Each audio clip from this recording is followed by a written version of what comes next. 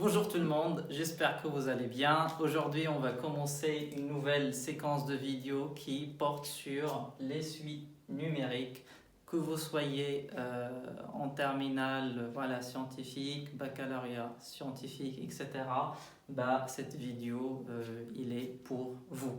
Si c'est la première fois que vous regardiez ma chaîne, n'hésitez pas à s'abonner à la chaîne pour supporter ce type de contenu et faire un like aussi pour recevoir des actualités concernant ma chaîne. Donc aujourd'hui, pour le sommaire, on va regarder ce que c'est une suite numérique, pour déjà bien démarrer. Et puis on va essayer de faire quelques exemples de suites numériques où on va essayer de voir certains types de suites numériques qui sont un petit peu particuliers et d'ailleurs qu'on verra par la suite dans cette séquence de vidéos. Et enfin, on va regarder ensemble comment on définit, en réalité, comment on définit une suite. Vous allez voir ça souvent dans les exercices, les examens, les concours, etc. C'est parti. C'est quoi une suite numérique? Alors déjà, si vous connaissez ce que c'est une fonction, ça va être hyper simple pour vous. Je vais faire un petit rappel rapide de ce que c'est déjà une fonction. Une fonction f, une fonction f, c'est une application qui est un ensemble de départ. Alors on va faire simple, généralement c'est l'ensemble de définitions vers l'ensemble l'ensemble des images. Pour faire simple, on va faire R.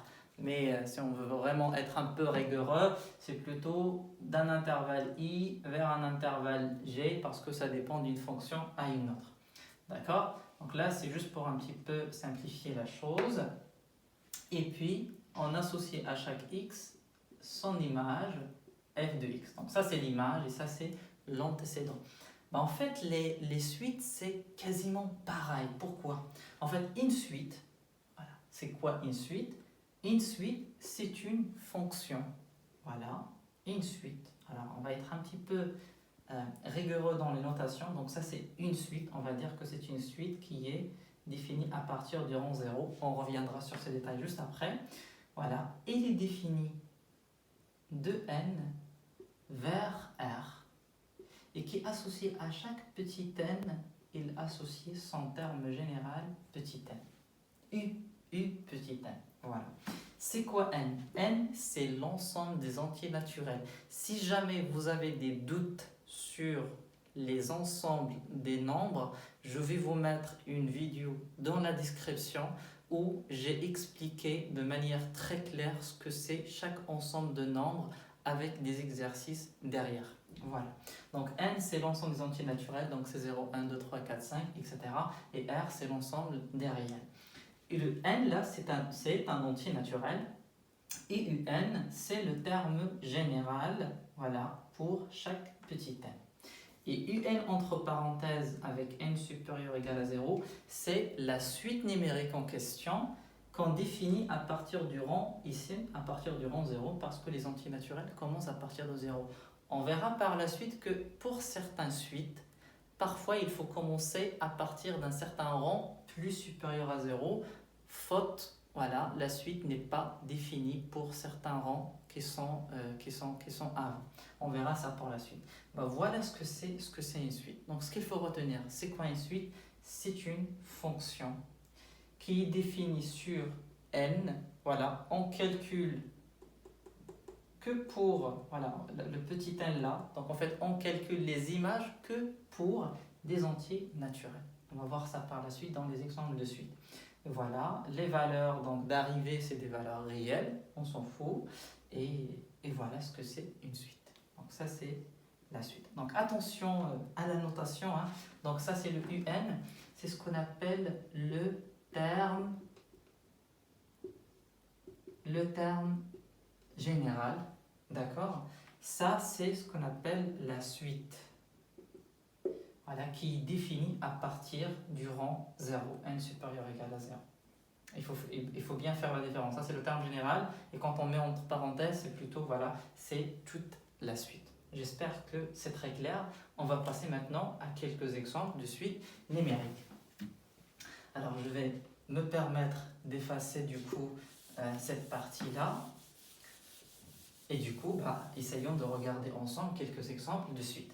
Alors là, le premier exemple, je vais dire que je vais prendre une suite UN, je vais changer de couleur, qui est définie à partir du rang 0 et qui associe à chaque n, on va dire UN égale à 2n plus 1. Voilà, c'est une suite numérique. Je peux calculer U0 comme on le fait pour les fonctions f de x égale à, voilà, par exemple 2x plus 1. Voilà, si je mets f de x égale à 2x plus 1, et ben vous pouvez calculer f de 0. C'est quoi f de 0? C'est 2 fois 0 plus 1, ben ça fait 1. Vous pouvez calculer f de 1, ben c'est 2 fois 1, voilà, plus 1, et ben ça fait 3. Et ben c'est quasiment pareil. Ici, on peut calculer les termes U0, on peut calculer le terme U1, on peut calculer U2, on peut calculer U3, etc. etc. Alors, regardons ce que ça va donner. C'est quoi U0? Donc là, vous prenez l'indice ou le rang, là, le petit n là, l'indice, je le remplace par 0. Donc ce petit n, elle est là, ben, je le remplace par 0. 2 fois 0, c'est combien? C'est 0, voilà. 0 plus 1, et ben ça fait 1. U1, c'est-à-dire je remplace n par 1, et ben je remplace n par 1. 2 fois 1, c'est 2. 2 plus 1, ben ça fait 3, etc. etc. Attention, est-ce que je peux calculer u du moins 2 ou par exemple u racine de 2? Non, je ne peux pas faire ça. Pourquoi? Parce que le petit n qui est là, il appartient à n. Donc attention, c'est un entier naturel. Moins 2, ce n'est pas un entier naturel. Racine de 2, ce n'est pas un entier naturel. Donc vous ne pouvez calculer que voilà, u0, 1, 2, 3, u4, u5, u6, u7, etc. etc. Voilà un exemple de suite. Je vais donner un exemple un peu particulier. Voilà, on va prendre par exemple UN, voilà, une suite qui est définie à partir du rang 0, telle que UN égale à par exemple, allez, on va faire n plus 1. Voilà. Regardez, si je calcule U0, c'est combien? Donc 0 plus 1, ça fait 1. Si je calcule U1, 1 plus 1, ça fait 2. U2, ça va être 3, etc. Alors, qu'est-ce que vous constatez? Pour passer d'un terme à un autre, je rajoute toujours 1. 1 plus 1, ça fait 2. Donc là, je rajoute 1. Et 2, si je rajoute 1, ça fait 3. Ça, c'est un type particulier des suites, d'ailleurs qu'on verra par la suite dans cette séquence de vidéos, qu'on appelle les suites arithmétiques. Une suite arithmétique, pour faire simple, c'est une suite où, pour passer d'un terme au suivant, il suffit de rajouter toujours le même chiffre. Donc là, je rajoute toujours 1. Je rajoute toujours 1 ou je soustrais toujours 1. En tout cas, c'est une addition, que ce soit d'un nombre positif ou négatif. En tout cas, c'est un nombre réel. Voilà, que ce soit positif ou négatif, c'est pas trop grave. On reviendra sur ce type de suite plus tard. Voilà ce que c'est quelques exemples de suite pour un petit peu simplifier la vie. Je vais prendre un exemple un peu particulier. Comme je l'ai dit tout à l'heure, pour certaines suites, elles ne sont définies qu'à partir d'un certain rang. Donc si je prends par exemple la suite UN est égale par exemple 1 sur n-1, alors là vous voyez très bien que si je remplace le petit n par 1, d'ailleurs qui est une valeur naturelle, si je fais 1 plus 1, ça fait 0. 1 sur 0, voilà, c'est interdit. Il ne faut pas avoir de 0 au dénominateur. Donc pour cette suite, on va dire que c'est une suite qui va être plutôt définie à partir du rang 2. Donc on fait n supérieur ou égal à 2. Puisque pour 1, je ne peux pas faire mon calcul tranquillement. Bon, 0, même si je fais 0 moins 1, effectivement 1 sur moins 1, c'est moins 1. Il n'y a pas de problème. Donc 0, 1, 2, 3. Donc là, pour 1, c'est interdit. Pour un petit peu simplifier, on va dire on va commencer à partir de 2. Bon, même si pour 0, voilà, c'est faisable, mais pour simplifier, on étudiait la suite uniquement à partir du rang 2. Voilà. Donc c'est pour ça, dans certains exercices, vous allez remarquer cette notation-là, n supérieur à 2, supérieur à 3, à 4, ben en fait c'est pour cette raison-là, c'est qu'avant, il y a dû avoir un rang, voilà, pour lequel la suite n'est pas définie. Voilà. Passons maintenant à la dernière partie, comment définir une suite. Il y a deux manières de définir une suite. Alors, les deux manières sont les suivantes. Soit on définit de manière explicite, soit par récurrence. Par récurrence.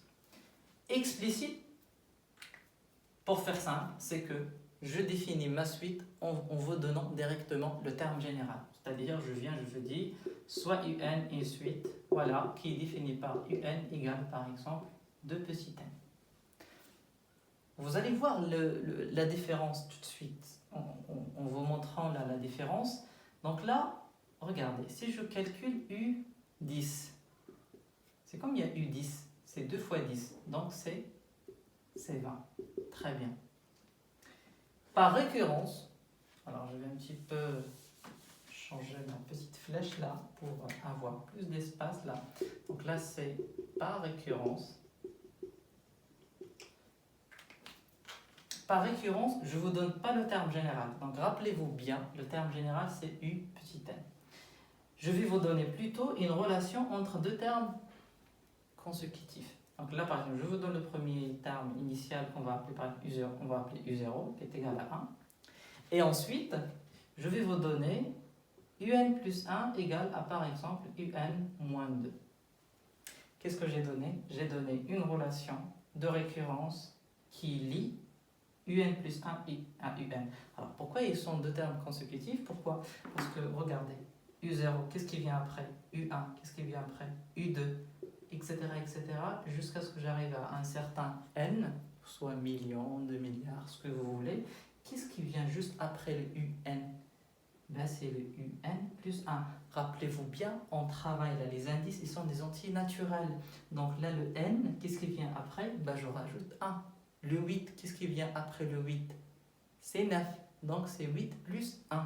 Et qu'est-ce qui vient avant? Allez, on va faire un exercice. Ce qui vient avant, ben, c'est le UN moins 1. Qu'est-ce qui vient avant 8? C'est 7. Donc c'est 8 moins 1. Très bien. Ici, faisons l'exercice et essayons de calculer U10. Vous allez voir que c'est un peu compliqué quand même. Pourquoi? Parce que si j'essaye de calculer U10, bah déjà U0, ok, bah j'ai pas U10. U10 ici, comment je vais faire pour calculer U10? Donc là, la seule chance que j'ai, c'est que je remplace le petit n qui est là, je le remplace par 9. Donc si je fais 9 plus 1, ah bah ça fait U10. Ah bah c'est très bien, on va voir ce que ça va donner. Allez, allons-y. U9 moins 2. Bah j'ai pas U9. U10 c'est U9 plus 2. U9 je n'ai pas sa valeur, donc il faut que je calcule U9. Comment je peux calculer U9? Bah je remplace ici le n, il faut que je le remplace par 8. Donc ça va faire 8 plus 1, ça fait U9. Très bien. Donc j'aurai U9 égale à U8 moins 2. Je pense que vous avez bien compris. C'est que là, pour calculer U10, il faut que je calcule tous les termes précédents. U9, U8, U7, U6. Et à chaque fois, j'ai besoin du terme qui vient juste avant. Donc il faut que je pars de U0, je calcule U1, je calcule U2, U3, U4, U5, U6, U7, U9 pour calculer U10. Voilà un petit peu la différence entre ce que c'est une suite définie par son terme général, donc ce qu'on dit une suite définie de manière explicite, et une suite qui est définie par récurrence. Bah, voilà, j'espère que vous avez au moins bien compris cette introduction au cours des suites numériques, et on va continuer du coup dans cette séquence-là. Donc la prochaine fois, on va regarder ce que c'est une variation ou une monotonie d'une suite, etc., etc. Donc comme je l'ai dit, n'hésitez pas à liker du coup la vidéo, n'hésitez pas à partager avec votre entourage, et si jamais vous avez des questions particulières, n'hésitez pas à les poster en commentaire, et d'ici la prochaine fois, je vous dis à très bientôt.